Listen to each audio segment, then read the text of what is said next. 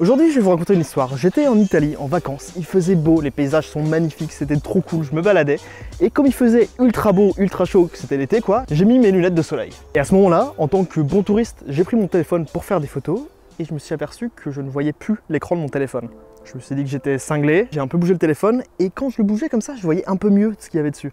Quand j'enlevais mes lunettes, je voyais mon écran, quand je les remettais, je voyais plus. Et surtout, encore plus bizarre, je me suis aperçu que quand je tournais la tête comme ça pour regarder mon écran, je commençais à l'apercevoir. J'avais peut-être l'air ridicule, mais je venais de découvrir un sujet incroyable dont on va parler aujourd'hui.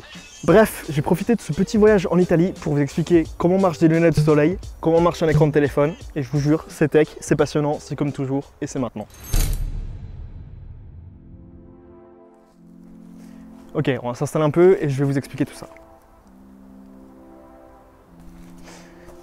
Incroyable, merci de la nature, merci les arbres. Le premier truc à savoir, alors c'est un peu technique, je vous rassure ça va le faire, c'est que la lumière c'est une onde électromagnétique. Voyez ça comme quelque chose qui oscille et se propage, de la même manière qu'une onde mécanique se propage le long d'une corde qu'on lancerait comme ça depuis une extrémité. Alors ces oscillations de la lumière peuvent se faire toujours dans une même direction, on parle de polarisation. Bon, il y a d'autres polarisations possibles, hein, mais je simplifie au max, m'en voulez pas. Par contre, la lumière ambiante, celle du soleil par exemple, est un peu bordélique. C'est pas une onde toute régulière et qui oscille toujours dans la même direction. On a plein d'ondes dans tous les sens, c'est une superposition de plein de polarisations différentes.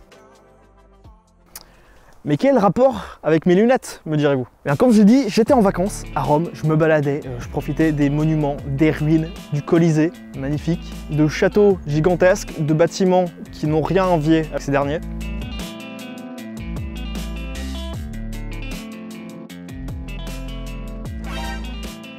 Bref, c'était incroyable. Est-ce que je diverge? Est-ce que je raconte ma vie? Oui, je m'en fous. Tout ce qu'il faut savoir, c'est qu'avec le soleil, j'avais acheté des lunettes, et pas n'importe lesquelles, ce que j'ai pas dit, c'est qu'elles étaient polarisées. Donc en gros, dans toute cette lumière ambiante bordélique, elle laisse passer la lumière que si elle a une certaine polarisation. Et là, vous allez me dire, ah mais du coup, tu viens de me raconter que la lumière ambiante est pas polarisée, donc c'est quoi l'intérêt de garder qu'une partie de la lumière? Ça sert à rien en fait. Ni, ça sert à rien. Alors déjà, baisse d'un ton, et ensuite, personne parmi vous ne dit ça. Pour comprendre tout ça, il manque juste une brique à mon explication. Dans certains cas, la lumière devient polarisée. Et dans un cas en particulier, ce sont sur les reflets. Je vais faire une petite expérience trop cool pour illustrer ça. Regardez, voilà une vitre qui reflète la lumière qui vient de dehors. Pour le moment, on voit rien, mais si je place mes fameuses lunettes de soleil polarisées devant et que je commence à les tourner, voilà ce qui se passe. Ouais, on commence à voir que j'étais caché derrière la vitre et on commence à me voir apparaître. Ah, c'est un délire. Science. C'est trop bien, ouais. Soyons d'accord, cette démo est juste incroyable, j'ai adoré la faire.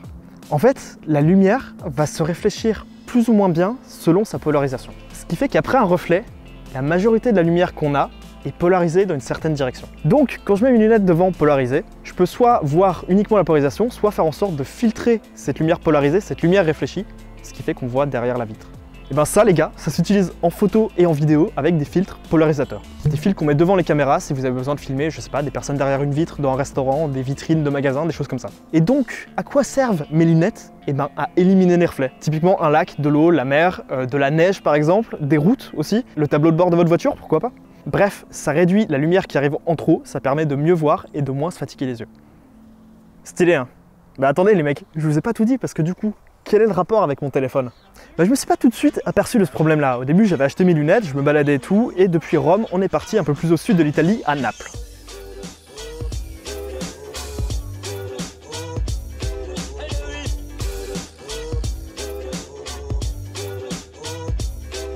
Et c'est quand j'étais là-bas, qu'on est passé dans des coins célèbres type Pompéi et que j'ai voulu faire des stories, que je me suis rendu compte que juste je ne pouvais pas filmer avec mon téléphone parce que je le voyais pas. Pour être plus précis, je ne voyais pas mon écran parce que c'est vraiment là la clé du truc. Si je prends deux lunettes de soleil et que je commence à les tourner l'une par rapport à l'autre à 90 degrés pour regarder ce qui se passe, vous allez voir que petit à petit, on voit de moins en moins de lumière. Bah ouais en fait, si on a un filtre qui garde que la lumière dans ce sens-là et qu'on met un autre filtre qui garde que celle dans ce sens-là, il n'y a plus rien qui passe en fait. Si vous avez des souvenirs de SVT de collège, vous savez peut-être que c'est ce principe qu'on utilise dans les microscopes pour pouvoir choisir de sortir plus ou moins de lumière comme ça. En mettant deux filtres, on peut éclairer plus ou moins des roches par exemple. Aussi utiliser la polarisation pour voir des minéraux avec des couleurs incroyables. Voilà, j'espère que ça vous rappelle des souvenirs ou pour ceux qui sont encore en ce moment, j'espère que vous kiffez cette vidéo.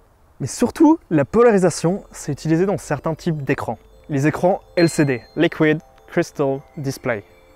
Un écran LCD, c'est fait comme ça. On a déjà un fond rétroéclairé, un filtre de polarisation, des cristaux liquides pour chaque pixel et un second fil de polarisation qui cette fois est à 90 degrés par rapport au premier. L'intérêt c'est quoi? C'est que par défaut les cristaux sont dans une certaine direction et donc la lumière qui arrive comme ça depuis le fond est pas déviée. Donc elle est filtrée, on garde que la lumière polarisée dans une certaine direction, puis on arrive dans le second filtre à 90 degrés, et c'est la même expérience qu'avec nos lunettes, pas de lumière qui passe, le pixel est noir. Mais maintenant, en appliquant un certain potentiel électrique sur les cristaux, on va pouvoir commencer à les orienter. Et là, on va pouvoir changer plus ou moins la polarisation de la lumière. Ce qui fait que plus ou moins de lumière pourra passer le second filtre. Et donc, en ayant ces blocs de cristaux comme ça, qu'on peut contrôler individuellement pour chaque pixel de l'écran, et ben on peut contrôler à quel point chacun s'allume ou non, et ainsi former notre image.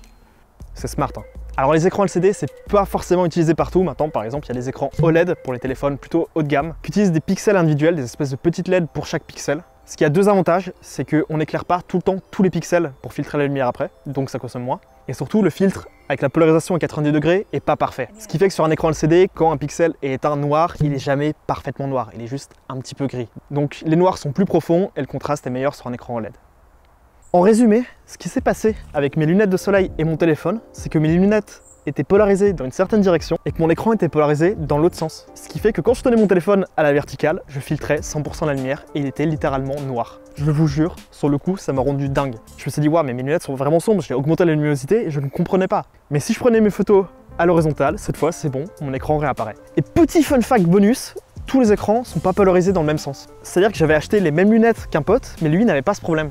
Parce que son écran était polarisé à 45 degrés par rapport au mien. Donc lui avait peut-être pas le problème dans cette direction, mais si on tourne son téléphone, on a exactement le même effet, un peu décalé. Bref, il aura fallu juste une petite anecdote et une paire de lunettes de soleil pour me donner une idée de vidéo, et je trouve ça génial.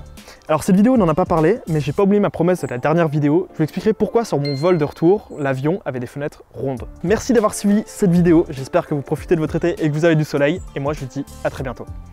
Ciao!